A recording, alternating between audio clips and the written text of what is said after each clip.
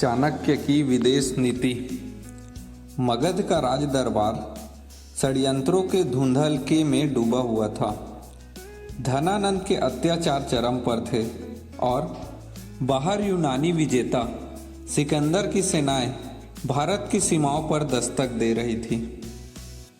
ऐसे उथल पुथल भरे समय में आचार्य चाणक्य ने एक ऐसी विदेश नीति कूटनीति की नींव रखी जिसने बिखरे हुए भारत को एक शक्तिशाली साम्राज्य में बदल दिया।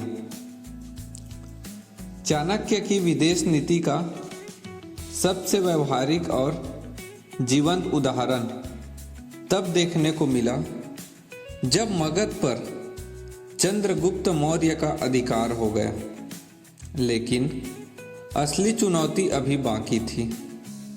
पड़ोसी राज्यों और विदेशी शक्तियों से नए मौर्य साम्राज्य की रक्षा करना।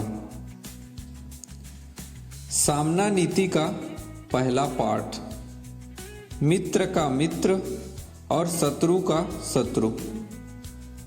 पाटलिपुत्र की गद्दी पर बैठने के बाद चंद्रगुप्त के सामने सबसे बड़ी समस्या थी प्रवर्तक यानी पर्वतीय राजा के पुत्र मलयकेतु की, जिसने धनानंद के पूर्व मंत्री अमात्य राक्षस के साथ हाथ मिला लिया था।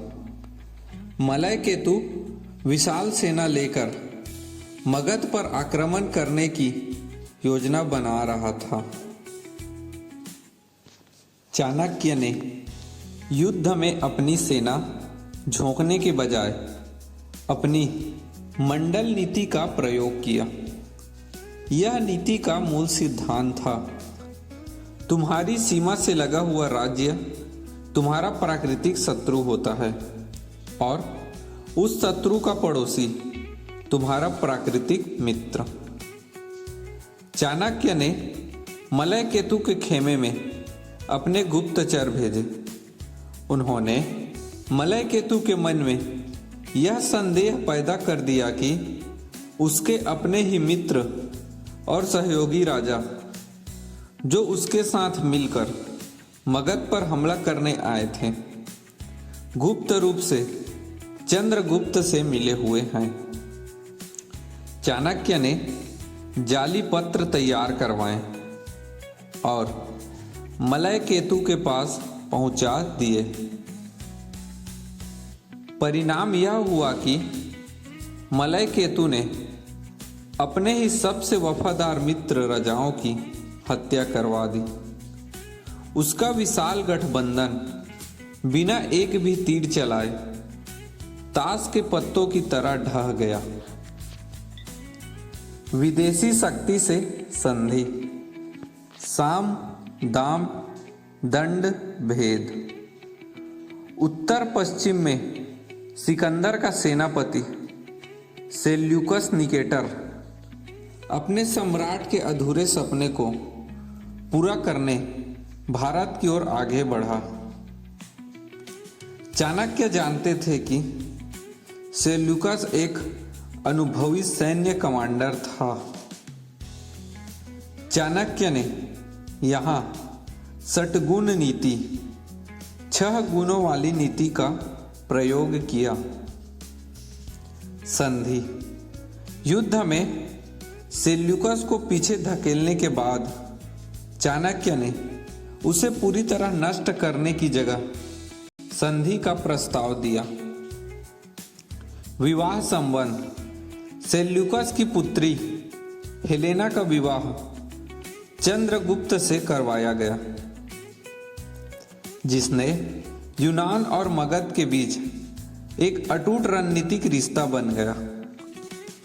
उपहार और व्यापार, चाणक्य ने सेल्यूकस को 500 युद्ध हाथी उपहार में दिए, जिससे सेल्यूकस की पश्चिमी सीमाओं पर सुरक्षा मजबूत हुई और मगध को काबुल, कंधार और हेरात जैसे महत्वपूर्ण क्षेत्र बिना युद्ध के मिल गए। नीति का सार। चाणक्य की विदेश नीति का मुख्य संदेश यही था कि राज्य की सुरक्षा के लिए केवल सैन्य बल काफी नहीं होता।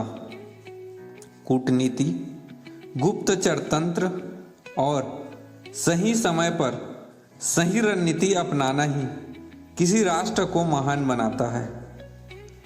उन्होंने सिखाया कि विदेश नीति में न कोई स्थायी मित्र होता है और न कोई स्थायी शत्रु, केवल राष्ट्रीय हित ही स्थायी होते हैं।